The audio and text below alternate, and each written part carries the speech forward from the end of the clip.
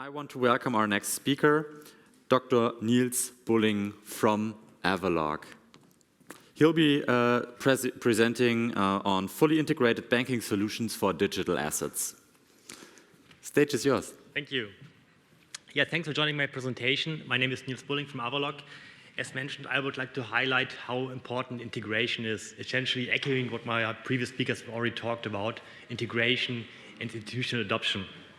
Before going into the content, let me briefly introduce what Avaloq is.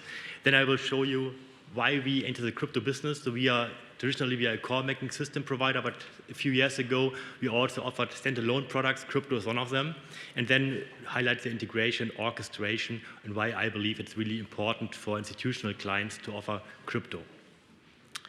So what is Avaloq doing? I mean, we are a provider of banking software and banking operations. We have a global client base of 150 clients, banks, and also we are a global provider, like in over 30 countries. We offer core banking, as mentioned, but also started 3 years ago to offer standalone products, Engage, Wealth, Insight, and crypto is being one of them. That means our crypto product does not depend on Avaloq. It can also be plugged into other core banking systems. But of course, in our case, we have it pre-integrated with Avaloq. We can deploy our software on-premise, but also have service centers in Switzerland, in Germany, and also in the APAC region to deliver our software as a service and also do the banking operations for our clients, as mentioned.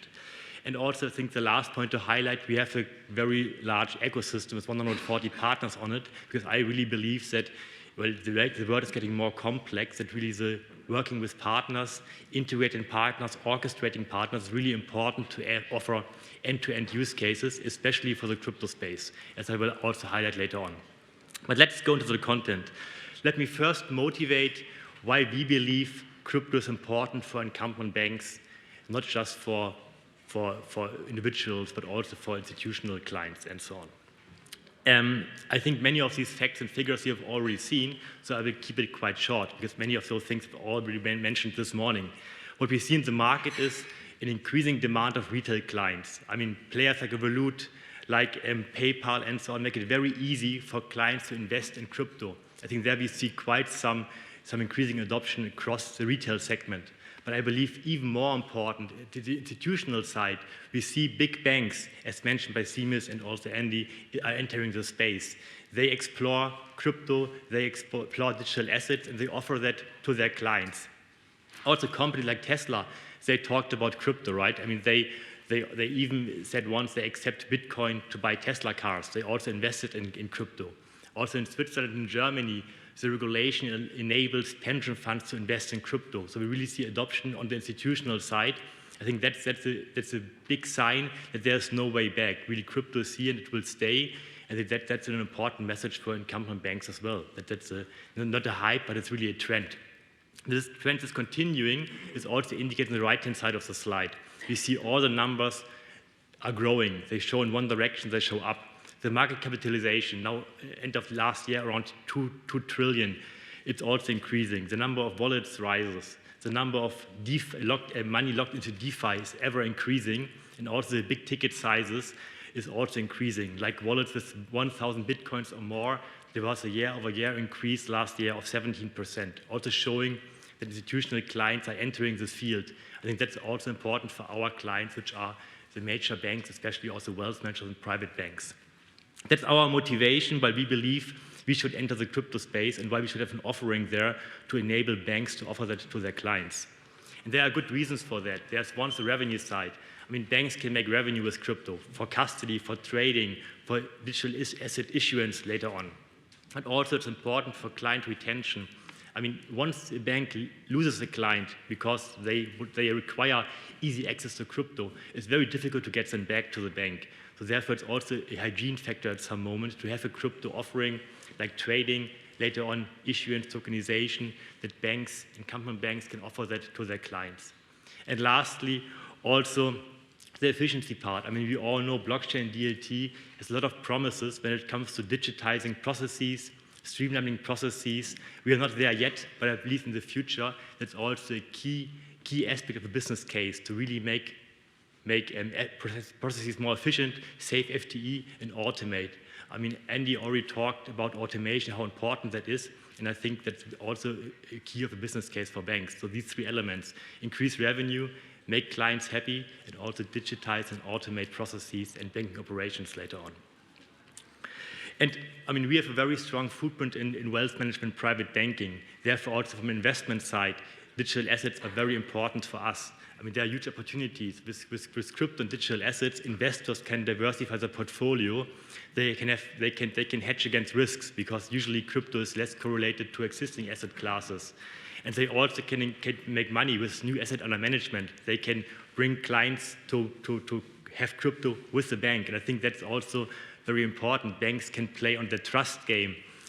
Investors may trust banks with their private keys. I mean, many of us probably, well, they follow the DeFi approach, having our own wallet on our mobile phone, for instance, but there are also many who trust their banks with the key, and I think that's also a key part where banks can play a key role.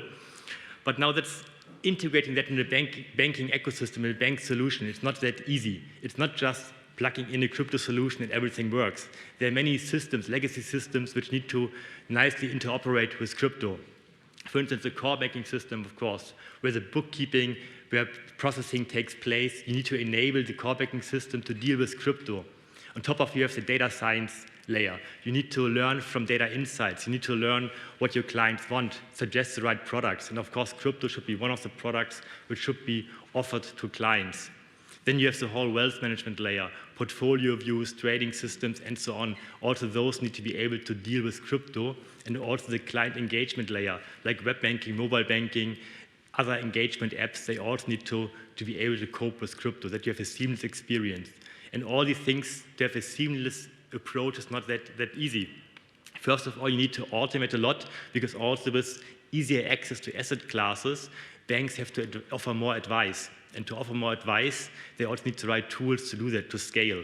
I mean, if you start small, you can do many manual tasks, that's still fine, but if the business scales, you need some automation also to remove the challenge of errors.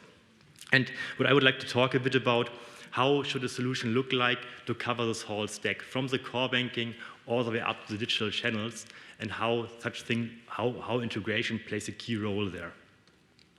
So that's also what our vision is centered around. We would like to redefine finance to make it more inclusive, holistic, and efficient. I mean, inclusive because with DeFi and crypto, we can also offer financial services to countries which are unbanked so far.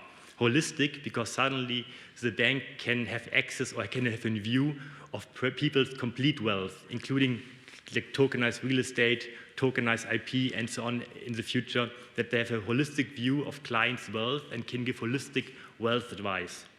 And also efficient, as mentioned before, because we can also automate processes and make them more efficient and make the whole banking industry more efficient mid to long term. That's the motivation why we believe as Avaloq, as a core banking provider, and now also with our new products, should have a strong view on crypto and also have a strong offering in this space. Let me now deep dive a bit on why I believe integration, orchestration is really key for such solutions. I mean, also as mentioned in the morning, there are different ambition levels. I think Themis mentioned that with sub-custody and direct custody. It's the same way we see it. We see essentially there are some banks who focus on sub-custody. That means they outsource the custody to an external custodian. But then there are also banks who would like to have custody offerings by themselves, like a Metaco, like a Fireblocks, and all these players around which offer custody solutions. And I believe that's really a key USP for banks, because they have still the trust of clients. And if you have billions in crypto, for instance, you really would like to trust yourself to store the key. And I believe that's a key opportunity for banks to be the trusted advisor or trusted custodian for their clients, especially if you think of the metaverse. You may have additional wealth in the virtual world, and you would like to store that somewhere. And I think for the key custody, banks are really in the prime position to take on this role.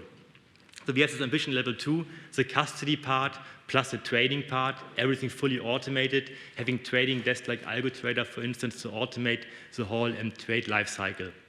And finally, the third ambition, to also enter the DeFi space and tokenization space, not just trading, buy, sell, transfer, for instance, but also enabling clients to tokenize their assets. So maybe at some moment a client comes with this picture to a bank, they tokenize it to raise money, to sell it, and so on. I think that's these three ambition levels we see. And with our platform, we would like to have a crypto platform serving all these different ambition levels. So it should be flexible enough that banks can move from the left-hand side when they start small all the way to the right-hand side, staying on the same crypto platform, maybe adding new partners, orchestrating new partners, so being flexible enough to embrace different business strategies. And that drives our product strategy in the crypto space. Here you see some of the points when you do a trade, when you deal with crypto, which can be manual and tedious, or they can be automated and also to remove errors. Let me just pick out some of these points, as many of them mentioned already by my previous speakers. So when the client comes to the bank and would like to open a crypto relationship, you first have to open a wallet, you have to onboard clients. Then if they would like to transfer or trade cryptos, you need to somehow make the connect because between the client identifying information and the blockchain, because if funds arrive on the blockchain, you have to allocate it to the right client. And if this is not an integrated solution, it's a manual task, right? You have to match incoming transfer with your client base. And we really believe if you would like to scale your business, you need to automate these things, having tools available to remove errors and to work efficiently. Reconciliation, how to reconcile the core banking crypto balance with the blockchain crypto balance. Also there, I think automation and tools are key.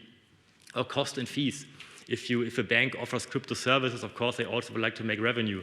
So having nice tools to define commissions, to deal with crypto blockchain mining fees and all these things. And I think it's really important to use existing tools for that, to integrate in the existing banking landscape, not to have a fragmentation of tools, making the whole operation very complex and cumbersome. And also the last point, maybe the output management. If you think about portfolio views again, to give your clients wealth advice. For me, it's really important to have a seamless experience. If you see a portfolio with securities, foreign exchange, and so on, in the same portfolio, you should show crypto, but it's one asset class, and you should advise your clients in all these asset classes in a combined way. I think only if all these things go hand in hand, we can really scale the crypto business also for institutional clients and other banks. And that's also where we would like to position our product to really automate this end-to-end value chain. As mentioned, there are two aspects, orchestration, integration. Let me start with this high-level diagram. You have the core banking system on the bottom, where you have all the bookkeeping, as mentioned. On the top, you may have banks, let's say, standalone solutions, like client engagement solutions, a data science platform, and also a crypto solution. And this crypto solution is very cross-cutting. If you think about it, if you have mobile banking, you have to store crypto, you have to access to crypto. In the core banking, in the portfolio management system. So really this crypto solution offers capabilities across the other solutions. And the orchestration part is important because I think it's very difficult for a single company to develop all these capabilities by themselves. Look at the crypto space. You have AML providers, you have brokers, you have exchanges, you have custody solutions. There are so many elements in the puzzle needed to have the holistic picture that you need to work with partners. I think that's really important to orchestrate these partners, and that's what our platform is doing. So we work together with a whole bunch of partners. We bring them together, integrate them to give a seamless experience to the bank user, but also to the end client. This gives the bank fast time to market because you can pick, well, the established partners in the market, you can integrate them easily, and you can also avoid vendor lock-in. I mean, the landscape is changing rapidly, so that you have some platform in the middle, and you can connect different partners where needed. Then the integration is key, I think, front to back, to have access to the data of your clients in the core banking, in the crypto part, that really can have impactful advice, impactful use cases, and you also enable automation across the whole technology stack.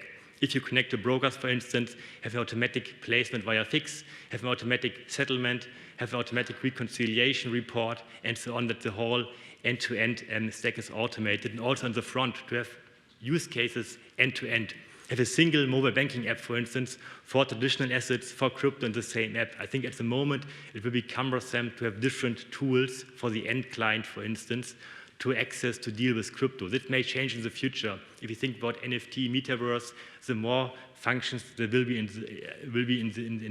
the real world, so to say, the more likely it could be that there's a dedicated app for those things. But in the moment, it's really have a single channel for clients where they can do all their banking business.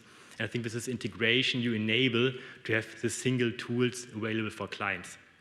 Also, it increases productivity for the bank user, but also for the end client. And also, you have impactful business use cases for the bank because they can have the right proposition for clients. They have the right data available to, for instance, offer them to invest in digital assets, offers others to invest in crypto because they know the client preferences because all these things are stored in the banking solution.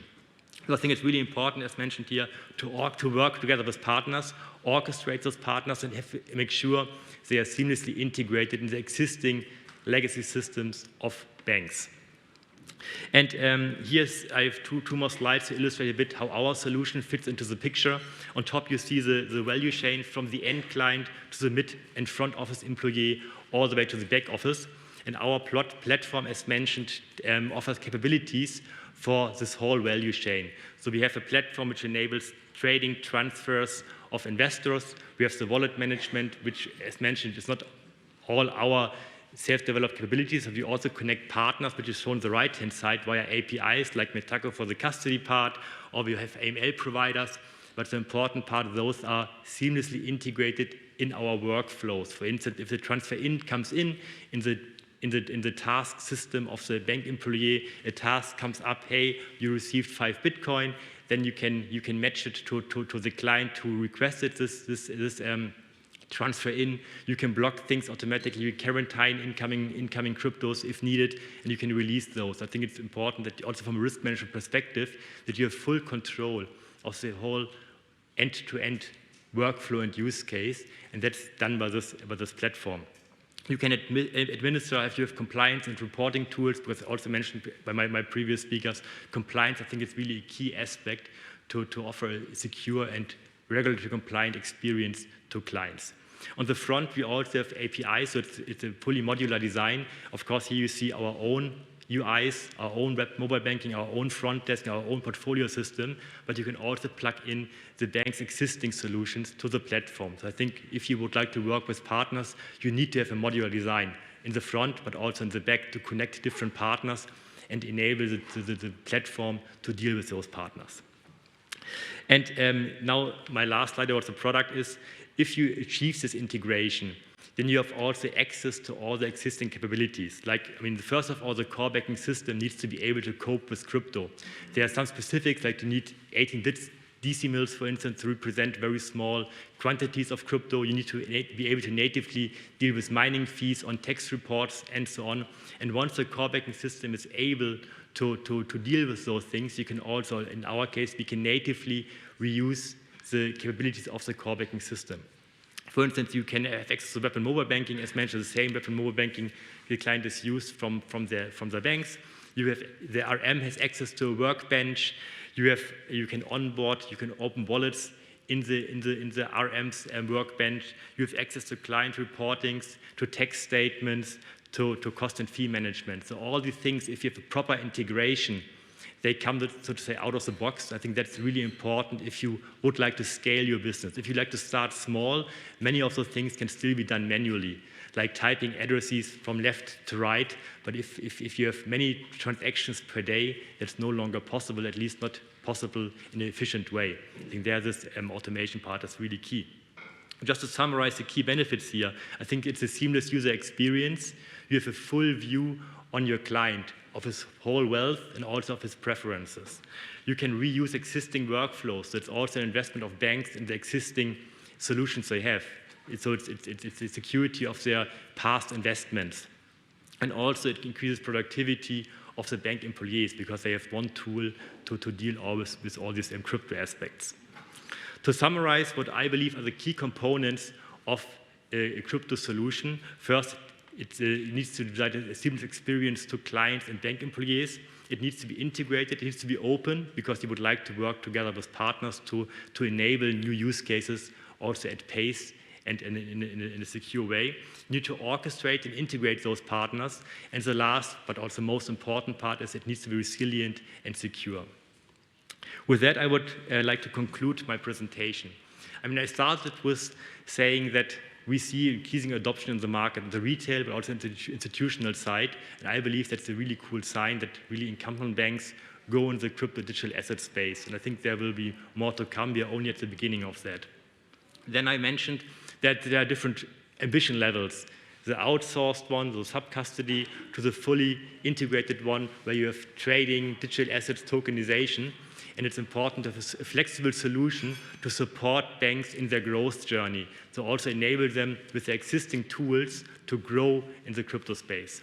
And I think for that, it's really important to have integration, have partners, and to orchestrate those partners. And I briefly mentioned the last slide, our product, how we deal with these challenges. That was the end of my presentation. Happy to take some questions.